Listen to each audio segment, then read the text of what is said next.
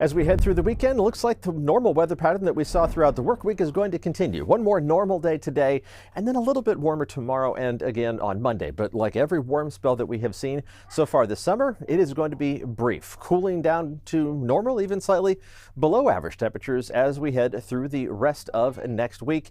We can handle those warm spells as long as they're not that warm, as long as they don't last too long. The fog that's out there this morning is going to dissipate quickly, backing up to the coast as we head through the rest of this morning.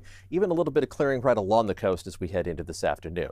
The winds are going to pick up, and that means I think temperatures are going to be maybe a degree or two cooler than they were yesterday, but pretty similar across the board. Some 15 to 20 mile an hour gusts for inland parts of the Bay Area, gusts along the coast from time to time approaching that 25 to 30 mile an hour range, which is certainly noticeable. Then those wind gusts relax after the sun goes down this evening. It is going to help to disperse a little bit more pollen, and we have ragweed back on the list, and well, that means that we have just too many letters and it runs into our title. Top allergens are ragweed, elm, and chenopod's. That means we're going to be sniffling and sneezing a bit if you are sensitive to that weed pollen. Medium high category for today, tomorrow, and then into the flat out high category on Monday for allergens. Make sure you're prepared, stocked up on your allergy medication. High temperatures today running within a couple of degrees of what's normal for this time of year on either side of average. Let's zoom in for a closer look. Mid-60s along the coast, temperatures down the peninsula and around the south end of the bay, upper 70s and low 80s, with low to mid 80s in the Santa Clara Valley and some of the hotter spots approaching 90 degrees.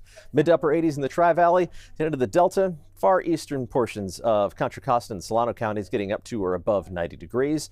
Around the bay, normal temperatures, upper 60s and low to mid 70s, with low to mid 80s for most of the North Bay until you go farther north, where you reach farther into the 80s, some of the warmer spots even approaching or maybe exceeding 90 degrees.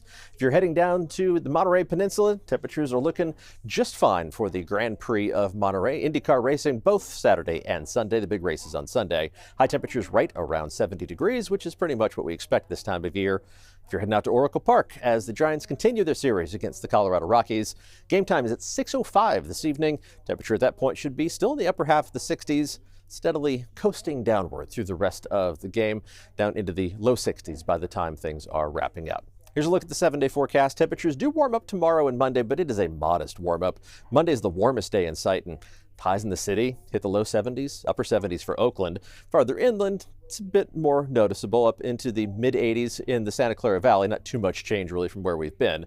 Around the North Bay valleys, highs around 90 degrees, maybe even just above 90 the farther north you go. With the hottest spots inland in the East Bay, low 90s. It's not that hot for early September.